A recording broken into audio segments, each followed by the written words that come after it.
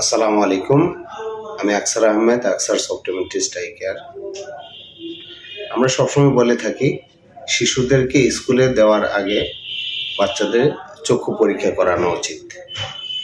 তাহলে বাচ্চাটা দূরে বস্তু দেখতে পাচ্ছে কি না, ব্ল্যাকবোর্ডে লেখা দেখতে পাচ্ছে কি না বোঝা যাবে, এবং কাছে বই পড়তে তার কোনো সমস্যা হচ্ছে কি না সেটাও বোঝা যাবে। সেই জন্য আপনার বাচ্চাকে চক্ষু পরীক্ষা করানো উচিত।